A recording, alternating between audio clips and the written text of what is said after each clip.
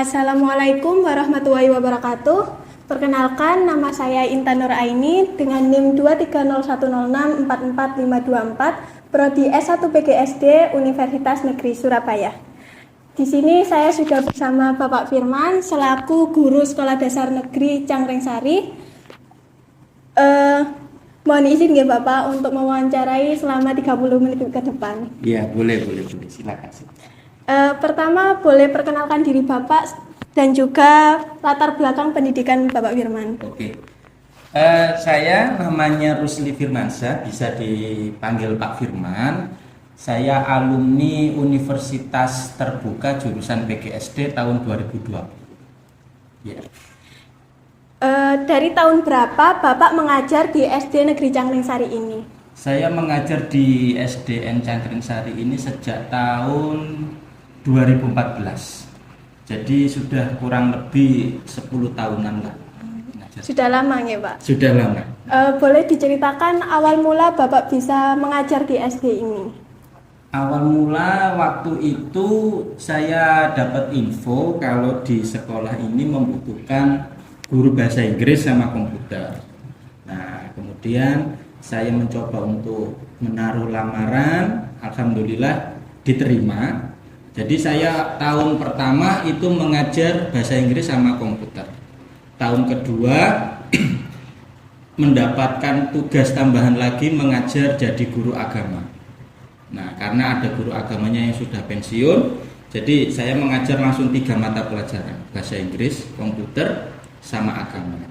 Nah, di tahun ketiga itu saya dipercaya untuk memegang kelas, karena pada waktu itu di tahun ketiga ada salah satu guru yang meninggal dunia. Jadi kita kekurangan guru kelas, akhirnya saya mendapat tambahan tugas lagi jadi guru kelas, guru bahasa Inggris juga, guru PAI, dan guru komputer. Tuh. Bapak di sini sudah pernah mengajar di kelas berapa saja? Sementara ini masih di 2 kelas. Kelas 2 selama 5 tahun, kemudian sama di kelas 6 baru tahun ini. Apa motivasi Bapak untuk menjadi seorang guru sekolah dasar? Motivasi saya untuk menjadi guru sekolah dasar itu ini, saya ingin membuat anak-anak ini ke depannya, masa depannya itu bisa meraih apa yang mereka impikan, atau istilahnya mencerdaskan anak bangsa lah. Karena banyak sekali anak-anak yang mempunyai cita-cita, mungkin mereka belum tahu bagaimana cara meraih cita-citanya. Nah, di sini tugas saya untuk membimbing anak-anak untuk meraih cita-cita mereka. Baik, saya akan masuk di topik utama kita, yakni mengenai pengalaman Bapak mengajar pendidikan kewarganegaraan atau Pancasila di sekolah dasar. Di sekolah dasar sekarang penyebutan mata pelajarannya tetap PPKN atau Pancasila nih Bapak? Untuk di kurikulum Merdeka ini yang baru ini kan ya, itu sudah bukan PPKN lagi, tapi pendidikan Pancasila. Menurut Bapak, apakah ada perbedaan antara kedua mata pelajaran tersebut? Ya, merujuk pada pembelajaran PPKN yang sekarang atau yang pendidikan Pancasila ini, itu tentu kontennya akan lebih terfokus pada nilai-nilai Pancasila, pendidikan Pancasilanya ya. Seperti ada pelajaran itu Pancasila sila pertama yang berbunyi ketuhanan yang Maha Esa. Nah, itu nanti anak-anak diajak melakukan pengamalan-pengamalan yang sesuai dengan Pancasila sila pertama, seperti anak-anak diajak beribadah, diajak mengaji bersama, begitu. Menurut Bapak, apakah pengajaran mata pelajaran Pancasila ini penting bagi siswa sekolah dasar? Sangat penting, ini sangat penting. Karena ini perkembangan siswa di tingkat SD itu sebagai dasar untuk membentuk moral mereka. Ya. Selain moral juga ada etika mereka, sopan santun mereka terhadap bapak ibu guru. Nah, itu dipelajari di pendidikan Pancasila. Seperti itu. Bagaimana Bapak merencanakan dan mengembangkan kurikulum mata pelajaran Pancasila ini? Untuk merencanakan pengembangan kurikulum Pancasila ini untuk kelas SD ya, nah, saya bisa melibatkan metode pembelajaran yang interaktif, misalnya dengan diskusi. Jadi saya memberikan mereka suatu permasalahan di masyarakat, nah, lalu kemudian saya akan mengajak mereka untuk diskusi bagaimana cara menyelesaikan masalah tersebut dengan tidak lepas menerapkan pengamalan-pengamalan sila-sila Pancasila. Menurut Bapak, metode pembelajaran seperti apa yang efektif digunakan agar mata pelajaran Pancasila ini dapat dipahami secara baik oleh siswa sekolah dasar? Nah, penggunaan metode yang aktif agar bisa dimanfaatkan oleh anak-anak SD itu, saya biasanya ini menerapkan metode pembelajaran yang interaktif. Jadi saya mengajak anak-anak untuk berdiskusi, kelompok kecil ya, kemudian membuat permainan-permainan edukatif, kemudian dan kegiatan-kegiatan kreatif yang berhubungan dengan pemahaman nilai-nilai Pancasila. Jadi kayak bermain peran gitu. Iya Pak. Terkadang di kerjasama atau diskusi tersebut ada anak yang kurang gitu Pak. Bagaimana Bapak menumbuhkan rasa solidaritas saat bekerja sama? Oh gitu. Biasanya saya mensupport dia, memotivasi dia untuk mempunyai semangat seperti teman-teman yang lainnya. Kalaupun misalnya support dari saya itu serasa masih kurang, saya meminta teman-temannya untuk membantu teman-temannya yang masih belum paham, masih belum terlibat aktif untuk diajak bekerja sama seperti itu. Baik. Metode pembelajarannya sudah dijelaskan oleh Bapak Firman. Menurut Bapak, apakah ada kekurangan dan kelebihan terhadap metode tersebut?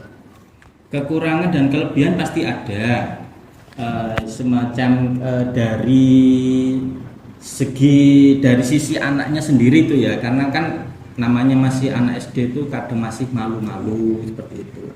Nah, untuk mengatasinya ya seperti yang saya utarakan tadi, saya memberikan motivasi kepada anak-anak. Baik. Bagaimana Bapak mengembangkan nilai-nilai Pancasila kepada siswa sekolah dasar, seperti mengenalkan sila-sila yang terkandung tersebut? Oke.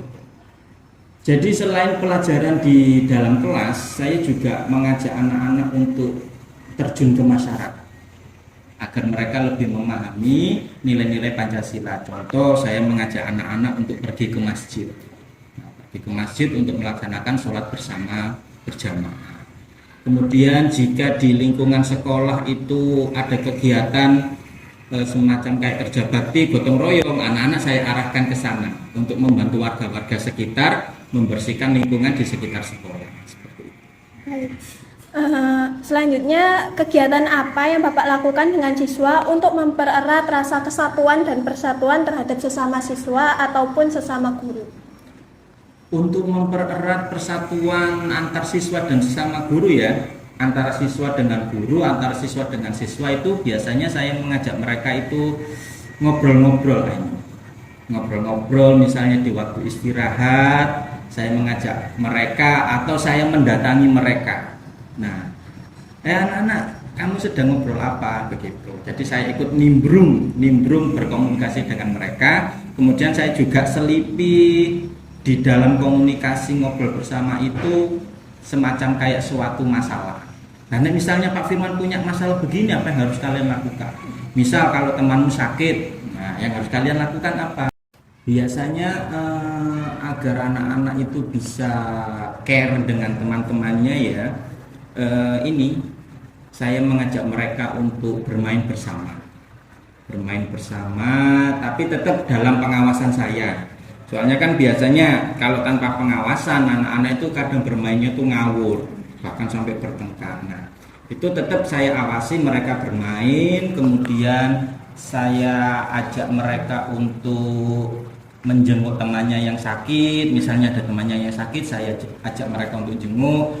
Kemudian kadang gitu seminggu sekali saya mengajak mereka itu membersihkan kelas. Jadi biar ada rasa persatuan dan kesatuan dalam membersihkan kelas secara gotong royong itu kan ya, agar kelas mereka juga bersih dan bisa membuat mereka belajar dengan nyaman. Gitu. Bapak juga melakukan pendekatan membaur dengan siswa atau tidak? Iya, setiap kali ada waktu istirahat itu saya selalu menghampiri mereka agar mereka itu juga merasa nyaman dengan gurunya gitu loh. Kalau yang seperti masa kecilnya Pak Firman itu ketika sama guru itu ada sungkannya gitu kan, semacam kayak ada gapnya gitu. Nah, ketika Pak Firman sudah jadi guru, Pak Firman ingin menghilangkan gap itu agar anak itu sudah tidak merasa takut lagi dengan guru. Maka Pak Firman yang menghampiri mereka, mengajak mereka ngobrol, mengikuti obrolan-obrolan mereka, kemudian bertanya tentang kegiatan-kegiatan mereka di rumah. Nah, ketika mereka sudah nyaman dengan gurunya, barulah mereka bisa berani ngobrol dengan guru. Padahal kan kalau dulu ketika ketemu dengan guru kita lari, ada guru kita sembunyi ya, seperti itu. Tapi sekarang enggak, ketika ada guru, assalamualaikum, nah gitu. Jadi mereka sudah berani berinteraksi dengan gurunya, seperti itu. Menurut saya pembelajaran di sekolah dahulu itu Pak kayak ada rasa hormat gitu loh Pak, jadi tidak terlalu membaur. Menurut Bapak seperti apa? Seperti yang dikatakan Bapak tadi, kalau ada guru terus seperti ada gap gitu Pak, itu menurut saya hormat gitu Pak. Menurut Bapak bagaimana? Iya, ada plus minusnya juga ya. Kadang gitu kan, kalau di zaman dahulu itu memang benar-benar hormat, tapi kan hormatnya juga hormat karena rasa takut juga. Wih, gurunya ini jahat, jadi kita mau nggak mau hormat dengan beliau, seperti itu. Nah, tapi kalau di guru yang masa kini, kita sudah menghilangkan stigma guru jahat. Jadi ketika anak-anak hormat dengan gurunya, itu memang dia benar-benar hormat karena merasa gurunya itu orang yang patut untuk dihormati, bukan untuk ditakuti, seperti itu. Bagaimana Bapak cara menumbuhkan rasa hormat tersebut jika terlalu membaur dengan siswa, seperti tidak tahu batasan gitu siswa mengobrolnya Bapak? Oh gitu. Ya tetap semuanya itu ada batasannya. Jadi ketika dirasa siswa itu kok ngobrolnya itu sudah pakai bahasa yang kasar, guru tetap mengingatkan. Mas Yo sama gurunya tetap pakai bahasa yang sopan, seperti itu. Tapi mengingatkannya nggak langsung, kamu ini pakai main tangan dah. Bagaimana Bapak menciptakan lingkungan kelas yang mendukung pembelajaran Pancasila tersebut? Tapi biasanya itu menciptakan kelas itu yang ceria, yang tidak ada anak yang merasa takut ketika masuk ke dalam kelas. Jadi Pak Firman menyarankan kepada mereka untuk agar ini bisa berkawan dengan teman-temannya.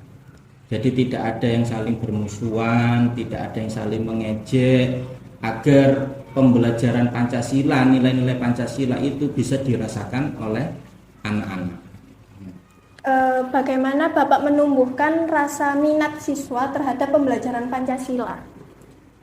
Biasanya Pak Firman ini untuk menumbuhkan minat agar anak-anak bisa belajar Pancasila dengan baik itu dengan mengajak mereka untuk melakukan atau mengerjakan pengamalan-pengamalan yang sesuai dengan sila-sila Pancasila dari sila 1 sampai 5.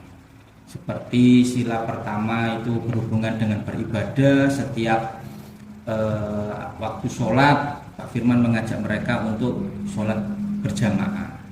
Kemudian ketika ada teman yang sakit, ketika ada teman yang punya acara, misalnya dia sunat atau apa, itu kita datangi rumahnya. Kemudian kalau kelasnya kotor, itu selalu Pak Firman ajak mereka untuk membersihkan kelas bersama-sama dan sebagainya. Apakah ada tantangan atau kendala yang Bapak hadapi dalam mengajar pendidikan Pancasila di sekolah dasar? Ada. Tantangannya itu gini, karena kan murid di satu kelas itu ada banyak kan ya, otomatis juga kemampuan siswa itu nggak semuanya sama. Ada siswa yang kemampuannya di atas rata-rata atau di bawah rata-rata juga ada, dan itu menjadi suatu tantangan sendiri bagaimana caranya agar pelajaran yang bisa saya sampaikan itu bisa terserap ke mereka yang kemampuannya berbeda-beda. Jadi saya melakukan suatu pembelajaran dengan cara berdiferensiasi seperti yang di kurikulum Merdeka ini kan ada pembelajaran berdiferensiasi. Jadi anak yang suka belajar dengan gaya belajar visual itu Pak Firman ajarkan sambil melihat apa gitu. Kemudian kalau misalnya anak yang suka gaya belajarnya itu psikomotorik atau sambil gerak-gerak, nah Pak Firman ajak mereka untuk belajar yang di luar lapangan, di luar kelas. Seperti itu. Apakah ada kendala lain selain di kelas tersebut? Untuk sementara ini nggak ada kendala lainnya. Cuma yaitu tadi kendalanya di kemampuan siswa yang berbeda-beda. Baik. Bisa Bapak berbagi pengalaman menarik atau berkesan yang berhubungan dengan pembelajaran Pancasila? Pengalaman menarik itu ini seperti yang terjadi sekarang ini kan sekolah mendapatkan ini renovasi. Nah, itu ketika pembelajaran sudah selesai dan masih ada waktu, anak-anak saya minta untuk membantu Pak Tukang. Nah, membantu Pak Tukang untuk yang membantu kecil-kecil lah, misalnya membersihkan apa gitu. Jadi itu bisa menumbuhkan rasa sosial mereka ketika mereka terjun di masyarakat. Jadi ketika ada orang yang sedang mengalami kesulitan, mereka sudah nggak perlu disuruh minta, maksudnya nggak perlu dimintai pertolongan. Jadi mereka langsung, itu butuh bantuan, langsung kita tolong. Apakah ada kasus di sekolah dasar Mbak seperti perundungan atau bullying seperti itu? Kalau kasus seperti bullying itu ya namanya juga anak-anak ya ini ya. Kadang mereka kan selisih pendapat atau ketika bermain mereka kalah kemudian merasa kok gak terima gitu, terus akhirnya mereka bertengkar. Ya namanya anak-anak juga pernah mereka itu saling bertengkar satu sama lain. Nah, kemudian kita sebagai guru harus untuk mendamaikan mereka. Namun tidak sampai bullying sampai berterusan gitu. Enggak. Kalau bullying untuk membuli satu anak nggak ada di sini. Paling ya bertengkar gitu. Nah, bertengkarnya itu juga kadang si A sama si B, kemudian si A sama si C, si B sama si C, seperti itu. Tapi nggak lama kemudian mereka juga sudah berkawan lagi. Baik. Bagaimana Bapak mendekatkan setelah siswa bertengkar? Metode-metode yang diterapkan. Nah, biasanya saya ini kalau mendekatkan siswa yang bertengkar itu saya ajak mereka berdua ya, tanpa ada teman-teman yang lain. Saya kasih tahu mereka kenapa sih kok bisa sampai kamu bertengkar. Saya cari tahu dulu masalahnya bagaimana, masalah mereka yang kok bisa sampai bertengkar itu apa. Kemudian setelah saya tahu masalahnya apa, saya memberi nasihat untuk mereka agar tidak terlalu cepat emosi. Nah, kadang setelah itu saya kasih mereka ini jajan. Nah, kasih jajan. Misalnya saya kasih uang 10.000, wis ya caranya 10.000 iki kamu bawa ke kantin, wis silahkan makan bersama. Baik. Bagaimana Bapak menjalankan evaluasi terhadap siswa dan melakukan perbaikan berkelanjutan?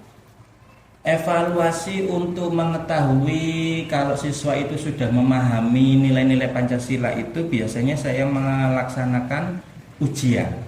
Ujiannya bisa ujian tertulis atau ujiannya bisa ujian ini praktek.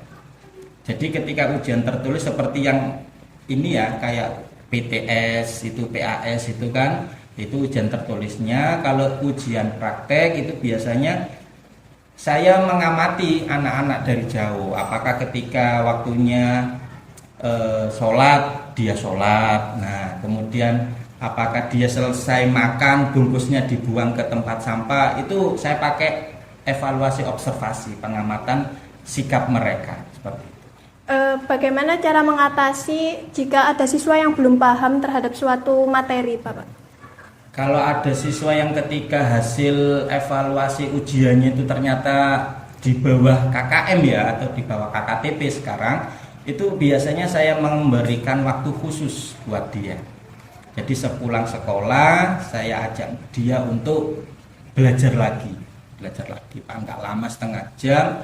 Atau biasanya saya tanya-tanya ke dia, kenapa sih kok kamu nggak bisa mengerjakan soal ini. Nah biasanya kan ada toh, karena dia itu kesulitan apa gitu. Nah itu saya cari tahu dulu permasalahannya apa, kenapa kok dia nggak bisa mengerjakan soal ini.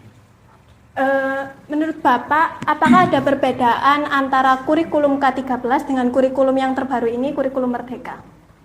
Ada perbedaannya.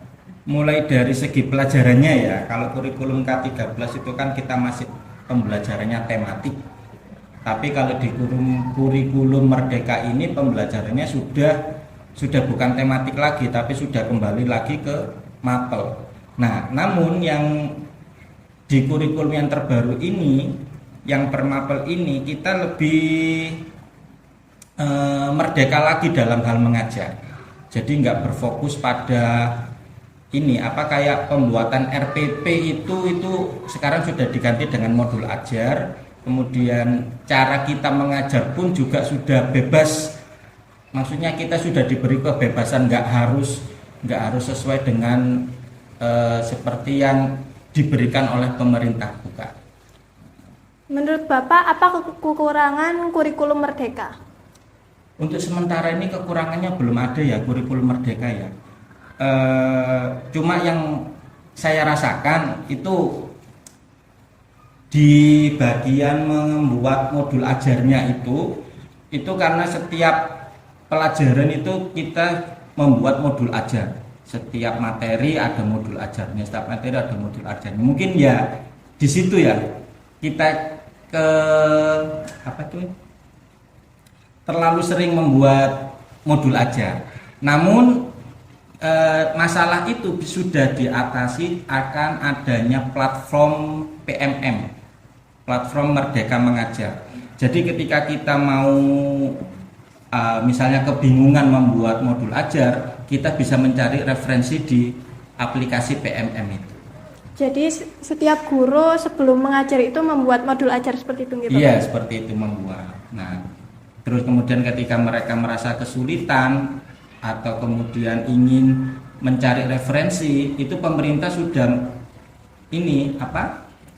memberikan solusinya, yaitu di platform Merdeka Mengajar, yang mana di aplikasi itu seluruh guru di Indonesia yang sudah membuat modul ajar itu bisa mengunggah filenya di PMM itu.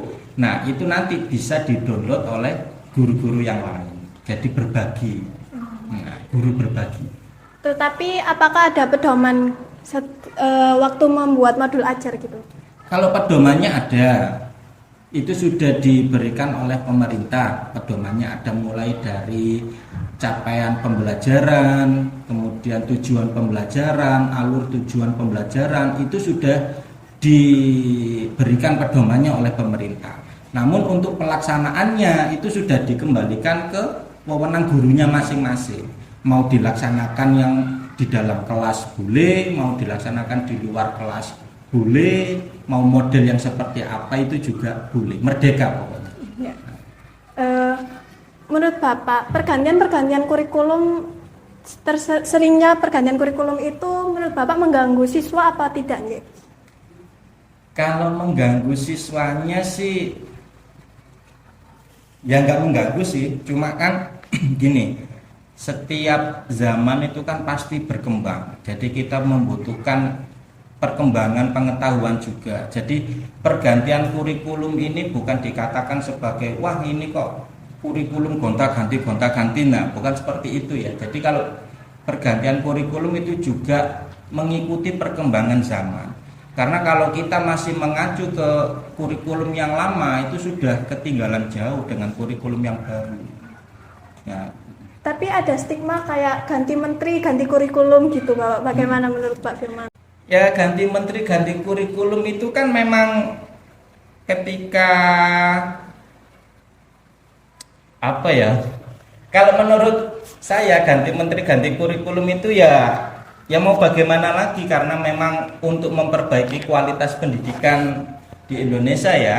Karena kalau menurut kita kurikulum yang lama itu memang dirasa kurang baik, maka perlu kita mengadakan perubahan. Namun kalau misalnya dirasa kurikulum kita itu sudah baik, nah maka kita lanjutkan saja kurikulumnya. Jadi mudah-mudahan untuk menteri yang baru ini ya, kalau memang dirasa kurikulum Merdeka ini sudah baik, namun masih ada kekurangan-kekurangan sedikit, ya mari kita lengkapi kekurangan-kekurangan itu agar kurikulum ini menjadi yang sempurna seperti itu. Tapi di pihak guru, apakah ada kendala Bapak saat pergantian kurikulum seperti mempelajari ulang atau seperti apa? Jujur ya, iya. Jadi setiap kita pergantian kurikulum itu kita juga harus, wah iki opo mana iki pelajarannya kok seperti ini lagi. Nah, yang kurikulum 13 sudah paham, sudah lancar lah ibaratnya gitu, lah kok ternyata sudah ganti kurikulum lagi. Akhirnya kita mulai belajar dari awal, adaptasi lagi dengan kurikulum Merdeka, kurikulum yang baru. Tapi ya mau bagaimana lagi, kan ini demi ini untuk pendidikan kita yang lebih bagus lagi ke depannya. Manusia itu kan selama masih hidup itu kan memang harus selalu terus belajar.